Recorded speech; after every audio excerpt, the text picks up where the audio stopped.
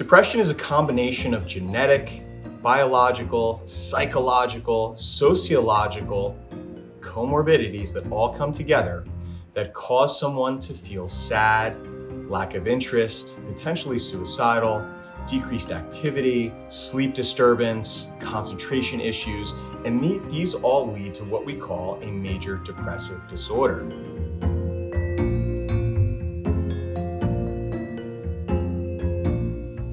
My name is Dr. Domenick Sportelli. I'm a medical doctor and board certified in child and adolescent psychiatry and adult psychiatry. When we talk about major depressive disorder, we talk about quite a bit with regard to why this happens to try and understand why people would go through depression. So we tend to break things down into the biological, the psychological, and the sociological aspects of this.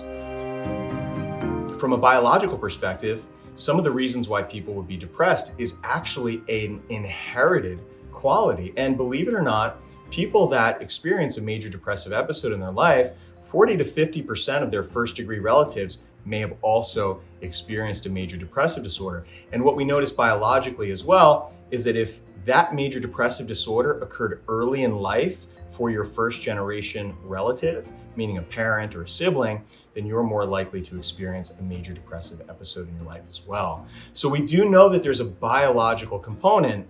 And from that biology, we say, well, wow, what's going on here? Well, we think we understand that it has to do with neurotransmitters in the brain. And basically these neurotransmitters called monoamines. And I won't get into too much detail about that, but we definitely know that there's a biological mechanism for a depressive episode. The other aspects of depression that are very, very important are the psychological aspects of depression. And these are our own coping styles. How did we grow up? What did we experience in our lives psychologically? How did we respond to those psychological cues?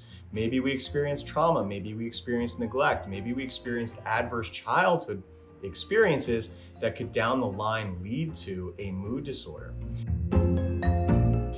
Another piece of this is sociologically. What does our social life look like? Are we isolated? Do we have peers? Are we in a low socioeconomic circumstance, which could lead to mood disorders and depression?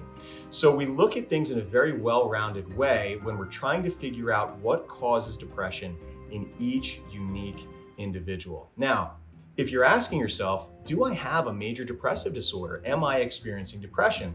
Well, here are the criteria. First and most importantly is you have to experience a sad and depressed mood. And this is something that you've been experiencing for over 2 weeks or more. So it's not something that's just fleeting one day here and one day there.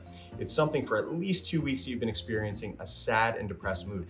Now, associated with that are loss of interest in things that you used to like. And the fancy word for that is anhedonia. That means I used to love playing golf and now I really don't care about it whatsoever. That's lack of interest in something. Feelings of guilt. People feel inherent guilt when they're depressed. People feel decreased energy when they're depressed. We can also decrease concentration and attention. Our eating habits can change pretty significantly, and that can go both ways. Sometimes people eat more and they gain weight. Sometimes people eat less and they lose weight. But the important thing is that there's a change based on your mood. What we also see in depression is psychomotor retardation. And what that means is people tend to move a little bit slower, talk a little bit slower, even walk a little bit slower when they're feeling down and depressed. And then of course, we cannot not address feelings of suicidality and worthlessness and hopelessness. So when people have at least 5 of those symptoms for 2 weeks at a time, and it's not related to a medical problem or another psychiatric issue, we really think about classifying that as a major depressive disorder. And if that's the case, we have various ways to treat it, including psychotherapy, which absolutely works. We have medicines as well that we know are verified empirically that can help pretty tremendously, and other aspects that can really, really help with a major depressive disorder.